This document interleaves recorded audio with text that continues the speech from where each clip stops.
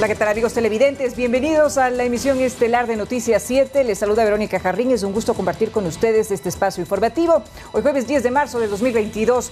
Bienvenidos a la emisión estelar, como les dijimos. Gracias a quienes nos sintonizan a través de www.eltelegrafo.com.es y a través de nuestras redes sociales.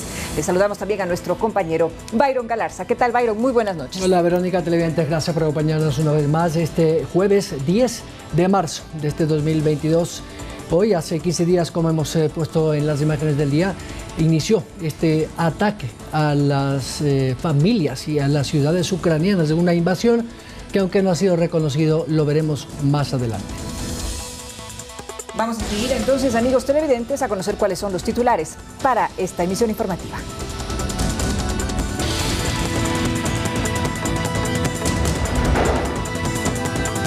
Asamblea aprueba 268 amnistías, entre ellos a 60 sindicados como causantes de las revueltas de octubre del 2019. El gobierno lamenta que la destrucción de Quito quede en la impunidad. 15 días de la invasión rusa a Ucrania deja más de 2.000 muertos civiles y 2 millones de refugiados. Las sanciones económicas al gobierno de Putin no han detenido los ataques. Aún hay 90 ecuatorianos en medio del fuego cruzado en ese país. La Cancillería ecuatoriana logró que 9 chicos crucen la frontera con Polonia. En deportes, el peleador ecuatoriano Marlon Chito Vera se enfrentará el 30 de abril en una de las peleas estelares de la UFC. Y en lo más destacado del mundo, matrimonio igualitario aprobado en Chile. La polémica reforma permitirá la unión de parejas del mismo sexo de manera civil.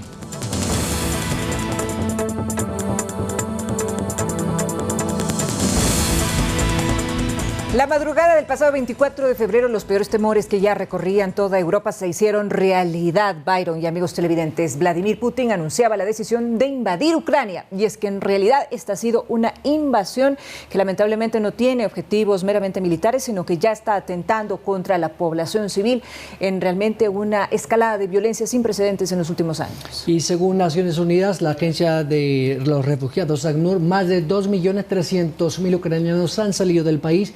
Y la frontera más buscada es la de Polonia. Casi 1,5 millones están allí precisamente en ese país de Europa del Oriente. Los otros se reparten entre Moldavia, Rumania, Estonia y otros de los países, muy pocos evidentemente, hacia Bielorrusia y Rusia. Lamentablemente hay pues más de 2.000 civiles muertos, entre ellos muchos niños, ancianos y madres, porque los ataques, como bien dice Verónica, no solamente son objetivos militares. Y lo más grave es que el conflicto parece que se va a rentalizar y no va a tener por lo menos un alto al fuego, en vista de que no llegan a un acuerdo las partes. Hemos escuchado esta mañana a los cancilleres de ambos países en que lamentablemente ninguno de los dos cede terreno. Evidentemente Rusia dice pues que no parará de sus ataques porque, dice ellos, la versión del gobierno de Putin es que no han invadido, sino que simplemente están respondiendo a una provocación ucraniana. Lamentablemente esto afecta a todo el mundo. Efectivamente, la invasión rusa a Ucrania ya se extiende por 2 semanas consecutivas, al parecer, por supuesto, sin miras a un pronto desenlace. El gobierno de Kiev denuncia al Kremlin por supuestos crímenes de lesa humanidad, luego del ataque al hospital materno-infantil, como nosotros ya lo vimos en Mariupol. Lamentablemente, decenas de personas heridas, niños que han fallecido, mujeres embarazadas, una situación realmente espeluznante la que se vive actualmente en este sector del mundo.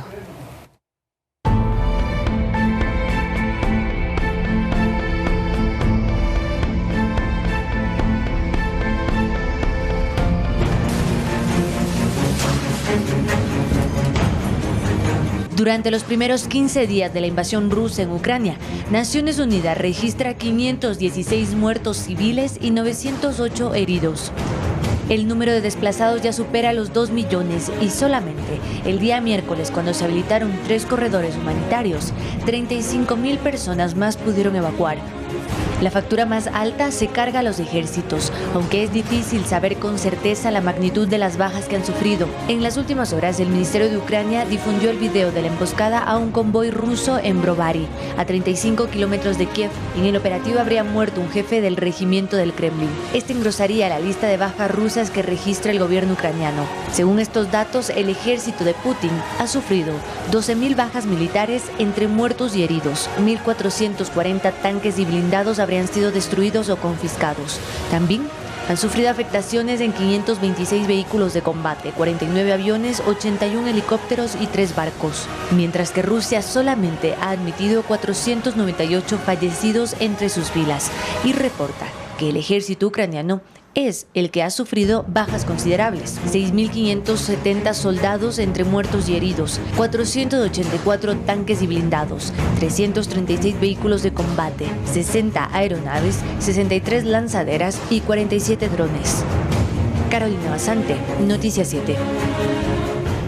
Y como toda guerra, el conflicto en Ucrania deja una factura muy alta, tanto en los países involucrados directamente como en la economía global en general. Aunque las cifras de bajas y heridos desplazados no están claras todavía, en la siguiente nota preparamos un informe sobre los datos que nos deja esta guerra. Ucrania no sale del shock tras el bombardeo ruso a una maternidad y hospital infantil en Mariupol, ciudad ubicada al sureste del país, en el cual, según el último balance entregado este jueves, murieron 3 personas, una de ellas una niña pequeña. Además, las autoridades ucranianas informaron que 17 personas resultaron heridas, algunas madres que estaban en plena labor de parto.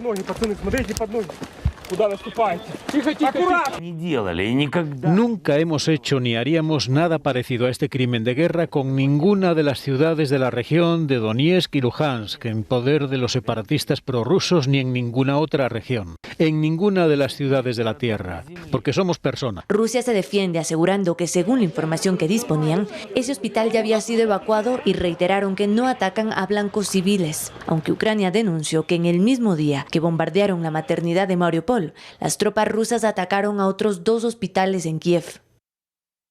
A pesar de que existe un alto al fuego, las agresiones se mantienen. Mariupol es un ejemplo de ello. El bombardeo ha dejado irreconocible a la ciudad, que hoy por hoy no cuenta con agua ni electricidad y soportan las gélidas temperaturas sin calefacción. Los ministros de Exteriores de Ucrania y Rusia se reunieron este jueves con su homólogo turco en un diálogo informal e infructífero. Planteamos la cuestión de un alto al fuego.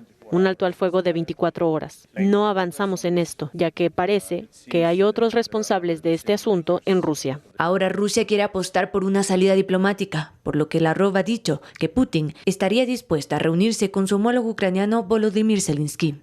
Carolina Basante, Noticias 7. Mientras tanto, a Berlín llegan a diario miles de refugiados ucranianos huyendo de la barbarie. Ellos han perdido absolutamente todo, pero ahora al menos tienen un suelo firme bajo sus pies. La gente los está ayudando y muchos se han ofrecido a acogerlos en sus casas, pues el gobierno local no da abasto. Se espera que en los próximos días las autoridades abran más centros de acogida para los refugiados. Miles de refugiados llegan cada día, exhaustos y traumatizados, pero contentos de estar a salvo. Estoy contenta porque aquí no hay guerra. La gente trata de echarnos una mano. Todos intentan ayudarnos. Un ejemplo es esta oficial de policía que se despedía de una familia a la que había abierto las puertas de su casa. Estaba previsto que esta familia viajara ayer por la noche a Magdeburgo, a donde la han asignado. Pero después de que tuvieran que pasar 2 días en este recinto, habría sido agotador para ellos viajar de noche a Magdeburgo, así que les ofrecí dormir en mi casa y hoy continúan el viaje. El número de refugiados aumenta, pero también las ganas de ayudar.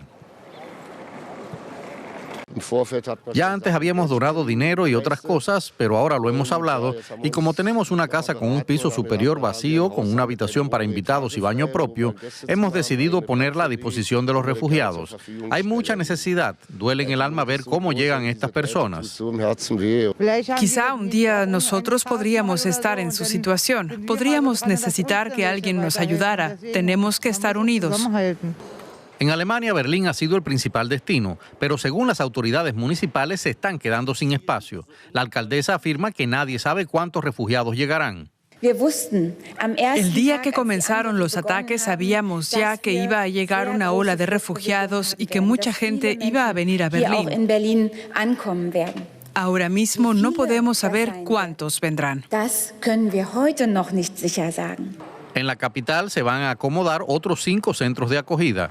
Pero las autoridades ya han pedido ayuda al gobierno central para distribuir a los refugiados por otras ciudades de Alemania. 2 millones de personas han salido de Ucrania en 15 días de enfrentamiento con Rusia, entre ellos unos 800 ecuatorianos, aunque ya algunos compatriotas, aproximadamente 90, aún siguen allí. Javier Moscoso, un quiteño que reside en Kiev desde el año 2008, está casado con una ciudadana ucraniana y salió hace 2 días de la ciudad. Él nos relató sus últimas horas. Escuchemos. Son unos 800 ecuatorianos que habrían salido de la zona de guerra. Se suman a 2.300.000 personas, entre ellos 90% mujeres, abuelas, madres y niños que huyen de la guerra.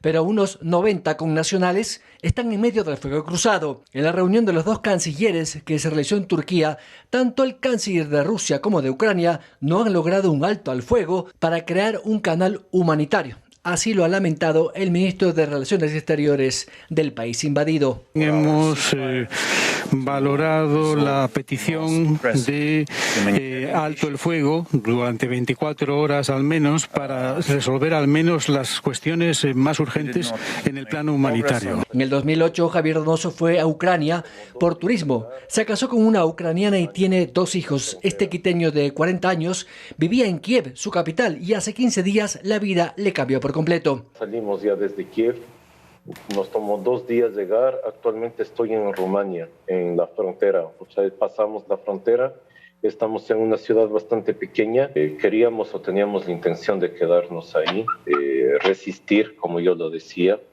pero no, posiblemente quieren invadir o sitiar Kiev.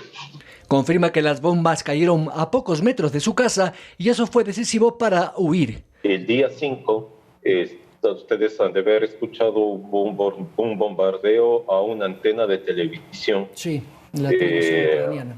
Nosotros vivíamos a 4 cuadras de ahí. Las alarmas de los autos, los gritos de la gente, fue espeluznante.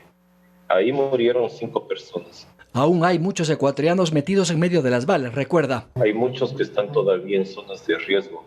En Kiev, en Kharkiv, que es una de las ciudades lamentablemente que ya está destruida, en Odessa. Hay muchos que todavía están ahí. Es el drama de la guerra en Ucrania. Byron Galarza, Ecuador TV. Híjole. La Secretaría de Educación Superior, Senacid, socializó el plan de contingencia para los estudiantes que retornaron de la guerra en Ucrania. Esto constará de 4 fases y contempla casos regulares y especiales.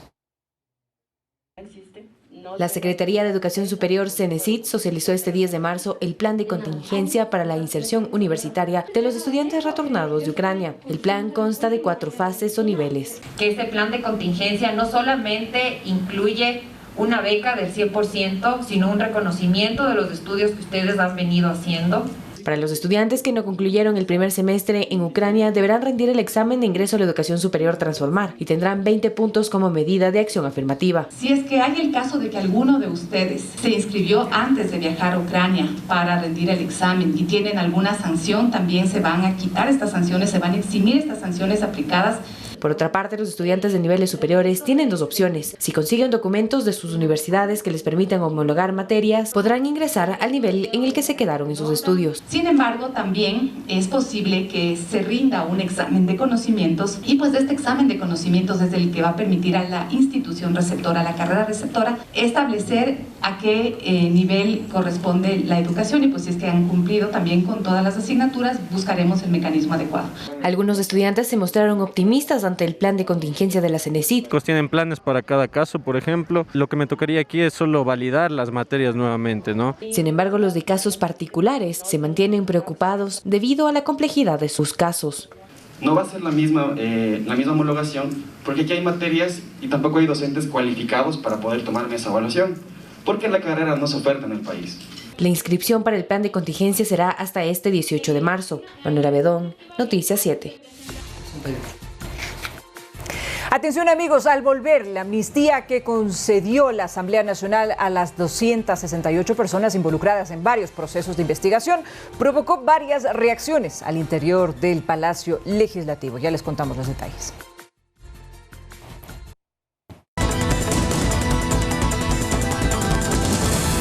Síguenos en nuestras redes sociales, Facebook, Instagram y Twitter. Somos retransmitidos por Pública FM Quito, Guayaquil y Cuenca, 105.3, Manta 88.1, Loja 90.5, Pública FM.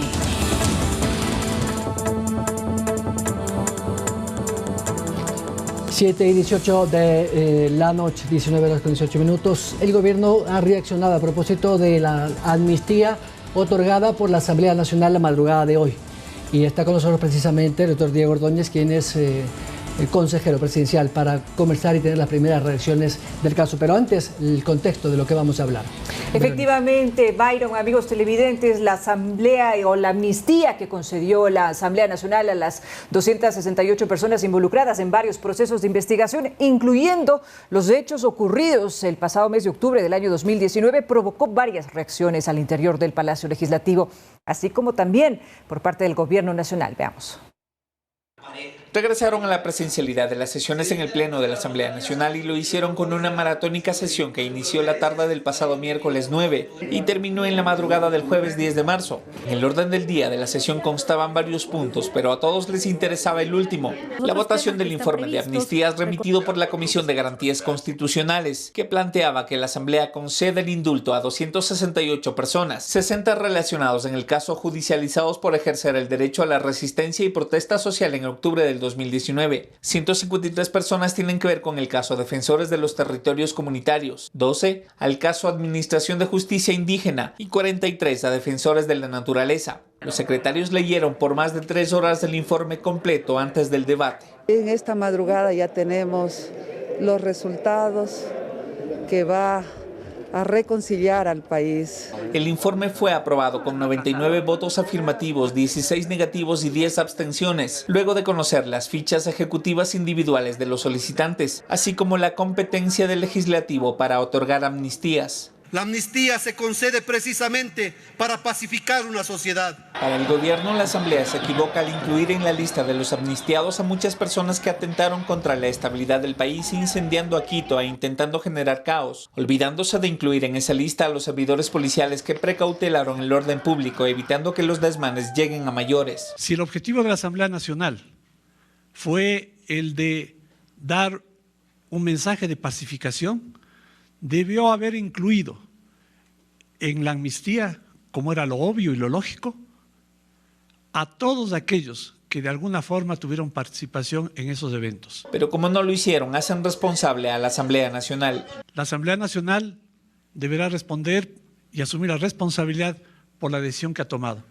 Al Gobierno Nacional, en respeto a la independencia de funciones, no le queda opción sino la de respetar, no obstante cuestionar la decisión. Darío Javier López, Noticias 7. Como lo anunciamos, con nosotros el consejero presidencial, doctor Diego Ordóñez. Gracias por acompañarnos. Buenas noches. Buenas noches, muchas gracias por la invitación. Bueno, ¿se ratifica usted entonces lo que el gobierno ha dicho y usted también esta mañana, de que también deberán haber incluido a policías militares en esta amnistía? Ustedes acaban de reproducir declaraciones de dos asambleístas en donde hablan de una pacificación, de una reconciliación. Y es obvio que para que se reconcilien debe haber dos partes, pues. ¿Cómo puede haber reconciliación si solamente una de ellas recibe el beneficio de la impunidad? Y aquellos que defendieron la vida, la integridad, la estabilidad democrática, incluso en octubre del año 19, en esos 11 aciagos días que los quiteños no vamos a olvidar, policías y militares no reciben igual beneficio. No están creando condiciones para la reconciliación. No están creando condiciones para el encuentro. Están creando condiciones que el presidente de la República, Guillermo Lasso, ha dicho de injusticia. Y por eso nos hemos expresado nuestra solidaridad, primero con el pueblo de Quito, con la ciudad de Quito, porque fue víctima de esos desmanes, y segundo con quienes en la policía y en las Fuerzas Armadas hicieron su trabajo y evitaron que la violencia llegue a mayores, aún niveles más altos de los que llegó.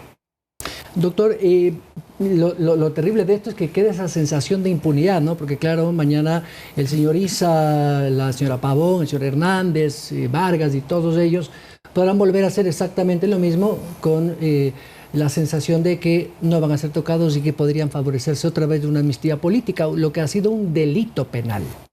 Quisiera señalar, a propósito de los nombres que usted menciona, ¿no?, que fíjese cómo el hecho de lo que provoca que la Asamblea haya hecho una votación en paquete. Porque probablemente el rol de la prefecta Pavón, el rol del exasambleísta Hernández, no era igual, o no fue igual, o no podía tener niveles de responsabilidad parecidos a los del señor Issa o los del señor Vargas. Pero el momento en que agrupamos a todos en un solo paquete, parecería como que todos tienen la misma responsabilidad.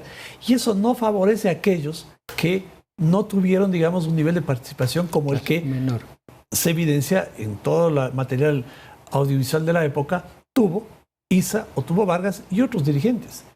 Bueno, en esos días se atentó contra la integridad sexual de mujeres policías. Policías, de acuerdo. Se condenó a una ciudad a perder el servicio básico de agua potable. Se atentó contra pozos petroleros. Se provocaron pérdidas por $1.000 millones. La Asamblea pues decide que todos aquellos sin distingos, son merecedores del mismo perdón. Me parece un error desde el punto de vista político y desde el punto de vista jurídico. Ahora, por otro lado, doctor, ¿habrá la posibilidad, ya una vez que hemos visto cuál ha sido la decisión de la Asamblea Nacional de dar este veredicto, digámoslo así, de que, por ejemplo, un colectivo en la ciudad de Quito pueda hacer una denuncia penal contra estas personas a las que usted se refiere y pueda abrir, en este caso, un proceso para que puedan ser castigadas por este orden, digamos, de la ley? No, la amnistía es precisamente el olvido judicial. Es decir, quienes hayan sido encausados por delitos que pueden ser amnistiados, porque no todos los delitos pueden ser amnistiados, se acogen al beneficio.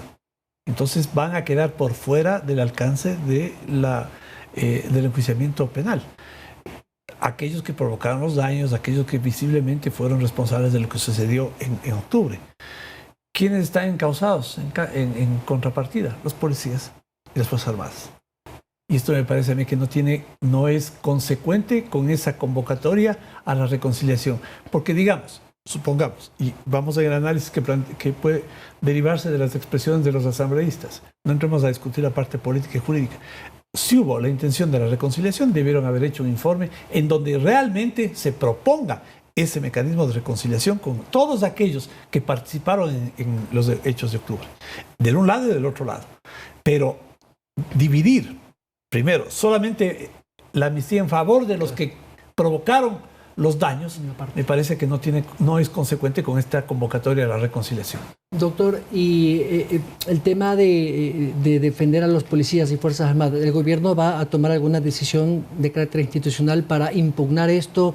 No sé si un recurso de protección en la Corte Constitucional, es decir, blindar a los servidores públicos, que lo que cumplieron fue con su deber. Eso no pasa por iniciar alguna acción legal en contra de la resolución de la Asamblea. Me refería en los procesos judiciales. Voy al punto. Pero quisiera generar una reflexión en cuanto a lo que a los ecuatorianos nos interesa. Ya no es momento de tanto enfrentamiento político.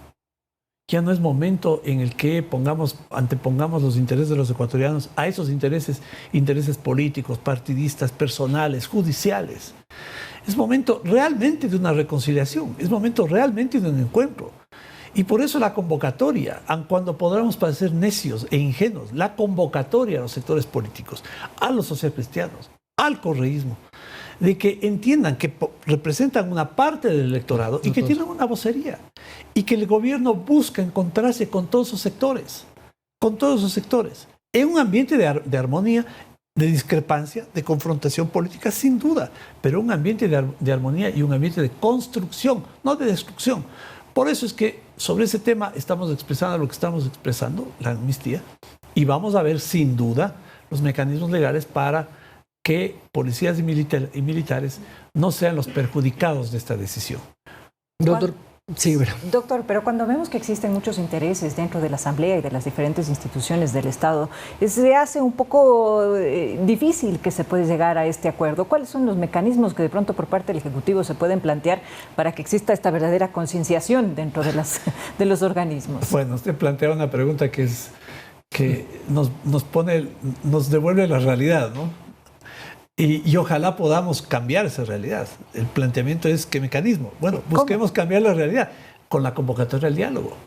Los sectores políticos que están involucrados en todas estas decisiones, ¿no? O que intentan, pues, por vía de un golpe legislativo, tomar control del Consejo de Participación Ciudadana, convocarles a la racionalidad, a entender que en este momento el país está tratando de salir de la peor crisis económica y sanitaria de su historia.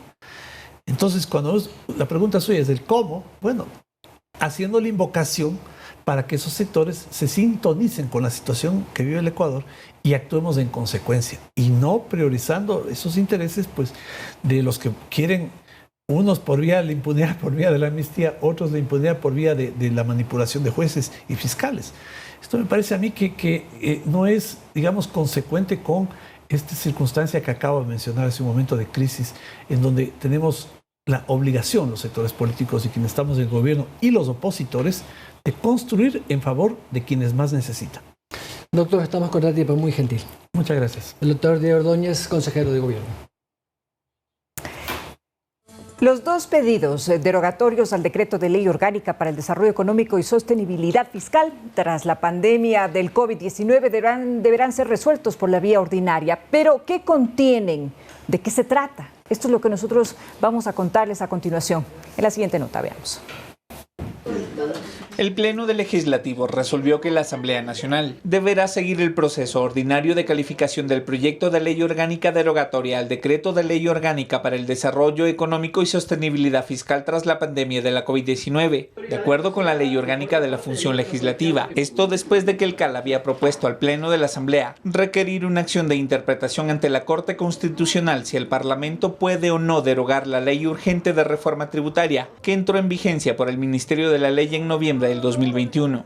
Y ante esta contradicción que hay en la Constitución, hemos solicitado a que se consulte a la Corte Constitucional. Pero en democracia lo que se debe en este caso hacer es que el Pleno lo decida. Hasta el Pleno habían llegado dos proyectos de ley derogatorios de la Ley Orgánica para el Desarrollo Económico y Sostenibilidad Fiscal que, según lo resuelto, le corresponde al Consejo de Administración Legislativa calificarlos y remitirlos a una de las comisiones legislativas permanentes, la que estará encargada de elaborar un informe.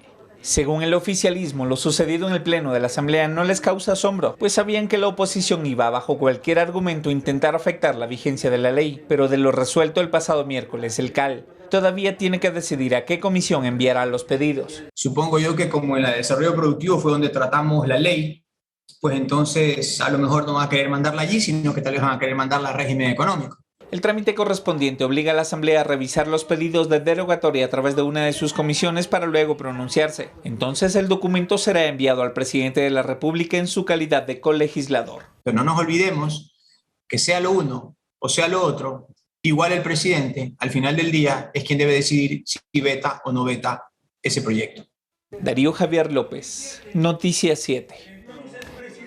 Cambiamos de tema. La Cámara Industrial de la Construcción mantiene su atención en la Ley de Vivienda de Interés Social que fue aprobada por la Asamblea hace algunos meses y que ya será enviada para la publicación en el registro oficial.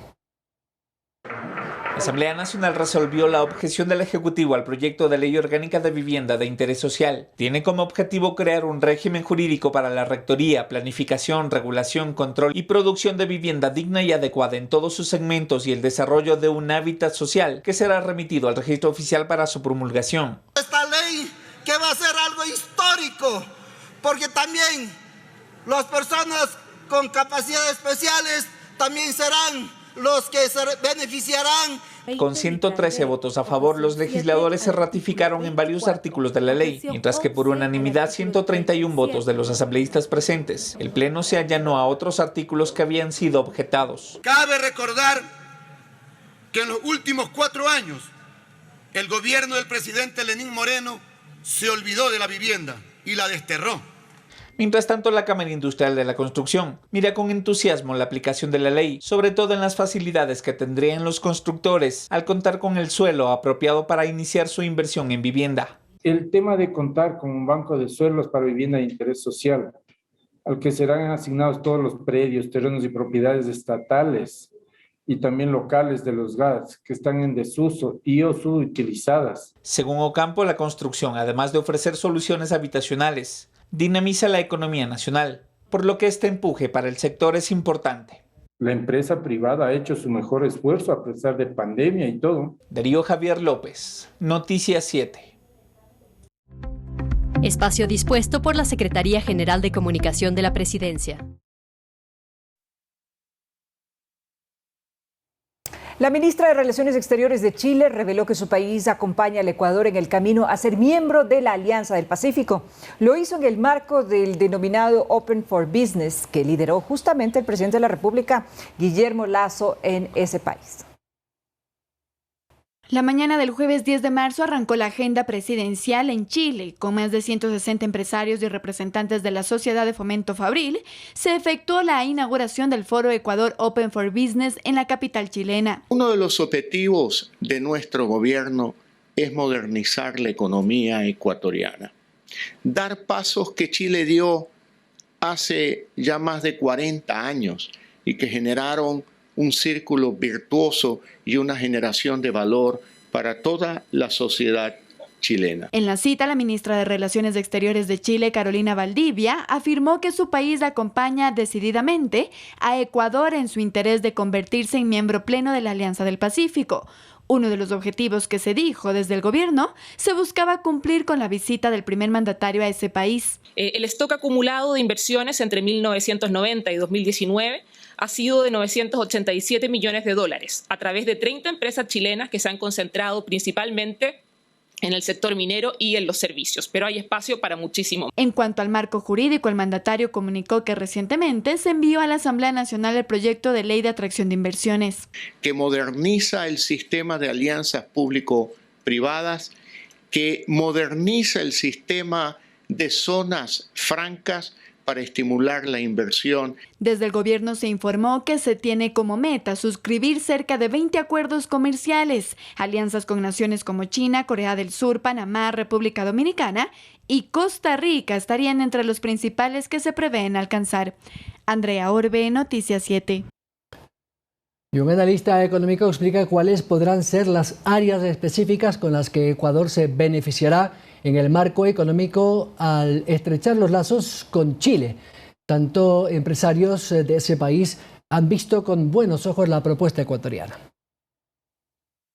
El viaje que realizó el presidente Guillermo Lasso a Chile causa expectativa en el sector económico, pues espera que el resultado de las reuniones que se tienen previstas traigan al Ecuador inversiones. Desde la llegada de las autoridades a ese país ya hubo citas. Empresarios chilenos miran con buenos ojos las propuestas. Desde el punto de vista de las inversiones, vemos que el Tratado de Libre Comercio va a ser un tremendo empuje para ambos países. ¿Pero qué significa o qué beneficios dará al Ecuador estrechar lazos económicos con Chile? El presidente de Economistas de Pichincha, Santiago García Álvarez, lo explica. Creo que hay mucho que aprender ahí, tanto con el propio sector privado chileno como con la institucionalidad chilena. Hay que recordar que el Estado creó una empresa que es muy eficiente, se maneja bien la empresa estatal de cobre, ¿no? Entonces, creo que esas experiencias son valiosas. Entonces, creo que se puede perfectamente buscar esas sinergias y también las inversiones que podrían venir desde empresas chilenas para el tema minero. Para García es importante que se piense en dos vías. Poder, de alguna manera, abrir la economía como instrumento para crecer más, para tener más producción, para exportar más. El segundo camino es que se requiere una agenda interna para, de cierta manera, fortalecer, ayudar, acompañar a sectores productivos. El objetivo del gobierno ecuatoriano es lograr $30.000 millones en inversión en los 4 años de administración, en sectores como hidrocarburos, minerales, telecomunicaciones, de energía, infraestructura y el turismo. Andrea Orbe, Noticias 7. Y cuando regresemos de la pausa, amigos televidentes, Quito pasó a semáforo verde debido a su tendencia a la baja en los casos de COVID-19. Así lo anunció el COE Metropolitano. Tendremos los detalles cuando regresemos. No se vayan.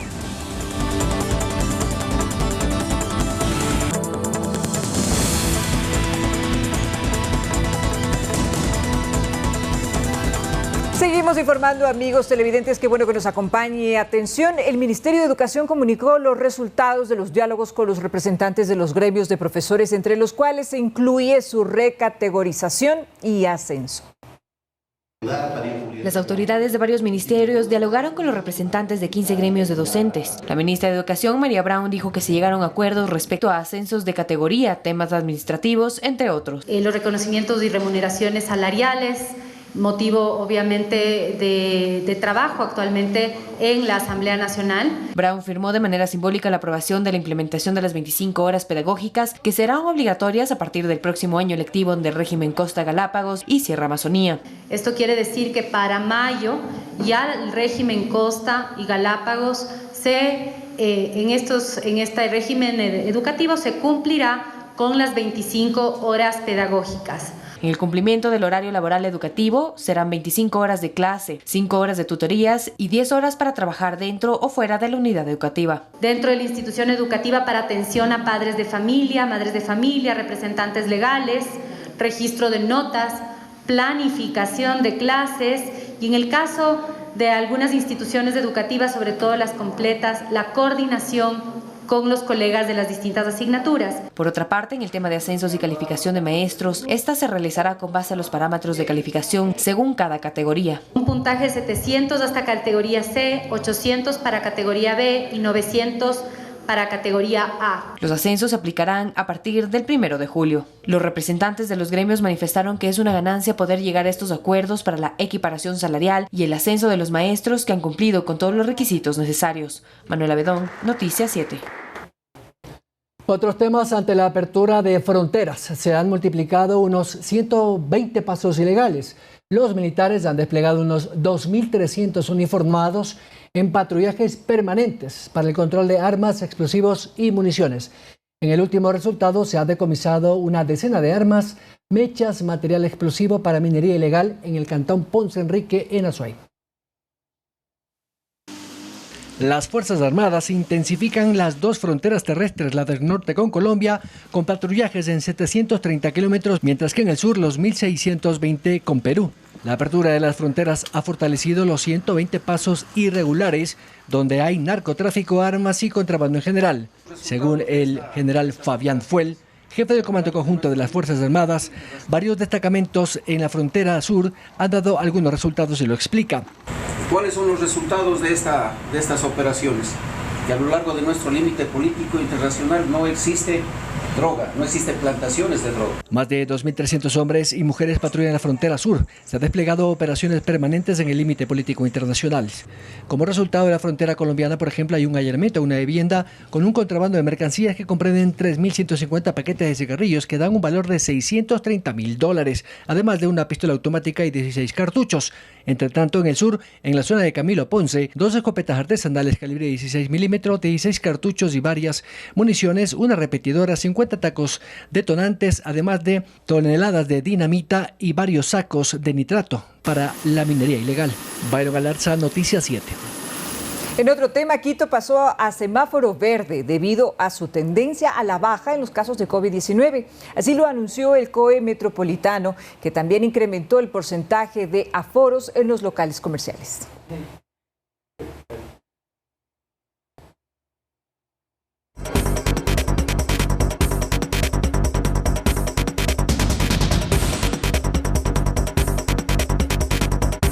La situación epidemiológica a la baja en Quito hizo que el COE Metropolitano y la Secretaría de Salud cambiaran de alerta amarilla a alerta verde en la capital. Con ello, varios aforos también serán distintos. Quienes podrán tener el 100% de aforo serán los cines y teatros, gimnasios y centros de entrenamiento con actividades sin contacto, alojamientos turísticos, centros de convenciones, salas de eventos, centros comerciales, restaurantes, espectáculos públicos en exteriores, supermercados y agencias bancarias. Por otro lado, los bares y discotecas tendrán un aforo permitido del 80%, además de los centros de tolerancia y similares, los gimnasios y centros de entrenamiento con actividades de contacto y las canchas y ligas deportivas. Según la resolución, al interior de los establecimientos deportivos se deberá utilizar mascarilla en todo momento. Además, se deberá mantener obligatoriamente distanciamiento físico de 2 metros y un tiempo máximo de permanencia en el interior del establecimiento de 60 minutos.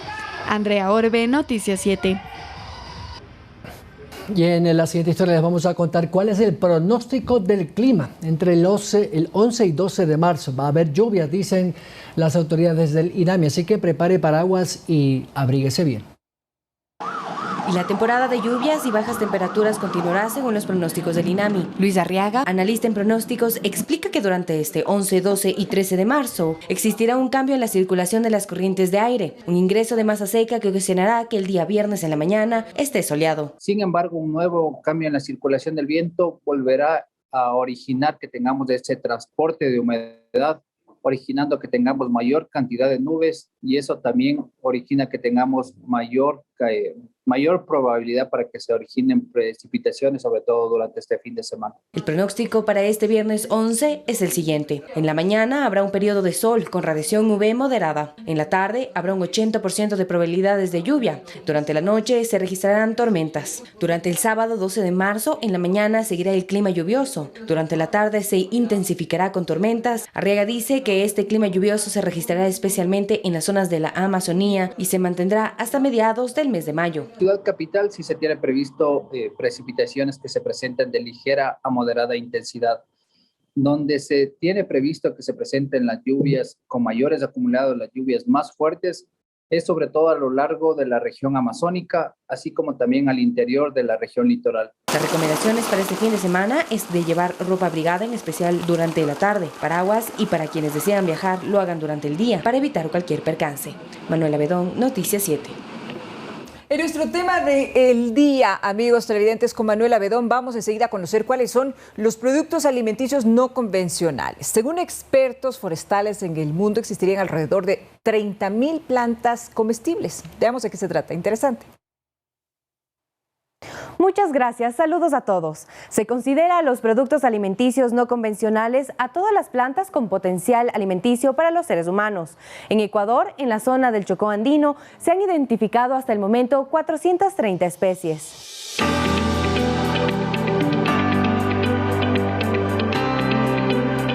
La alimentación humana ha ido transformándose a lo largo de los años, llegando a un punto en el que el uso de ciertos productos se volvieron los principales en la dieta de las personas. Según Nina Duarte, ingeniera forestal y representante de la red de guardianes de semillas, explica que esta simplificación en los productos de consumo se da por los cambios en las sociedades. Bastante también cuando dejamos de ser nómadas, indo bien atrás, ¿no?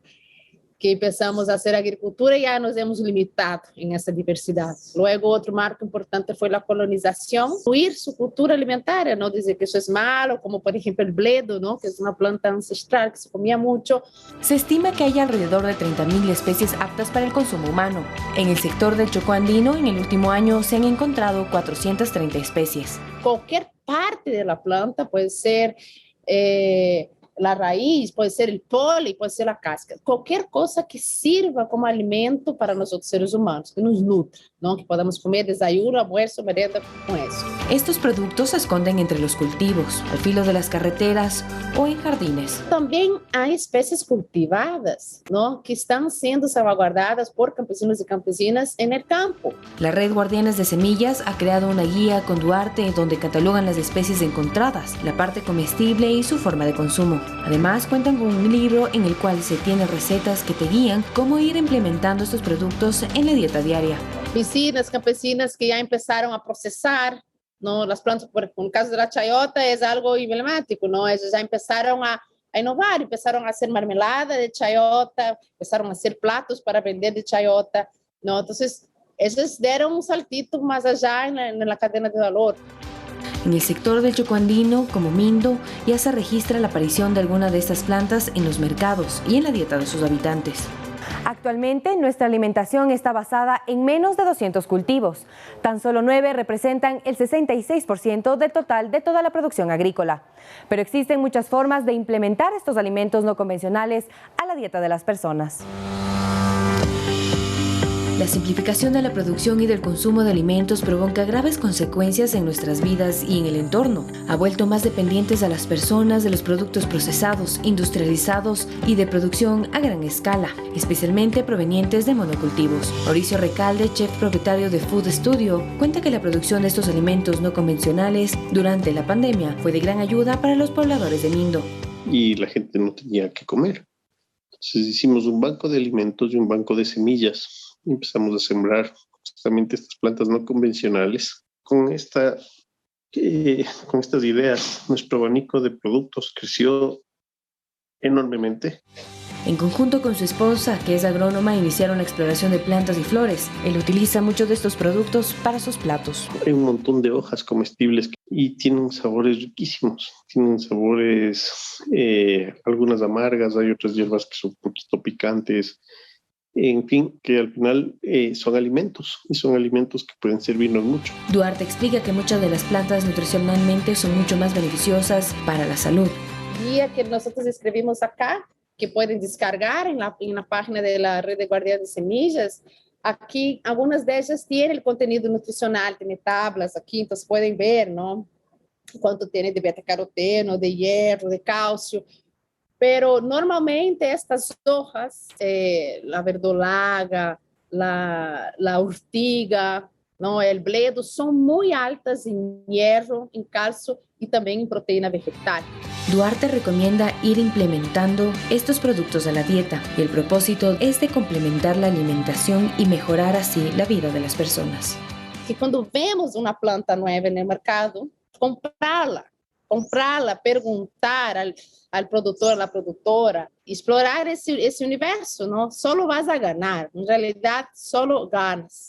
La incorporación de los punk beneficia a las comunidades y a sus consumidores, ya que son plantas rústicas, económicamente más baratas de producir y de fácil acceso. Seguimos con más información. Les contamos, amigos, que España investigará por primera vez casos de pederastia de la Iglesia Católica, mientras que Guatemala aprobó una ley con la que endurece las penas de cárcel por aborto y además prohíbe el matrimonio igualitario. Le contamos más en detalle en el siguiente resumen internacional de noticias. El Congreso de España aprobó la creación de un comité para que se investigue casos de pederastía en la Iglesia Católica. Esta es la primera vez que ese país europeo emblemático por su monarquía católica abre una indagación de este tipo. El informe que concluye el comité de expertos será remitido al Parlamento y al Gobierno central para que adopte las medidas pertinentes.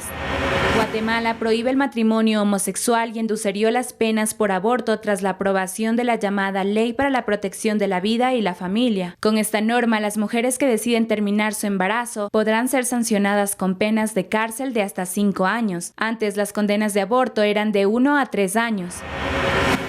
A 3 días de las elecciones presidenciales de Colombia, existen 188 víctimas de violencia política y 22 asesinatos. Los afectados de estas agresiones fueron concejales, diputados, senadores y alcaldes, entre ellos los candidatos Mayra Jaona y Joad. Esta información fue proporcionada en el último reporte de este jueves por la Fundación de Paz y Reconciliación.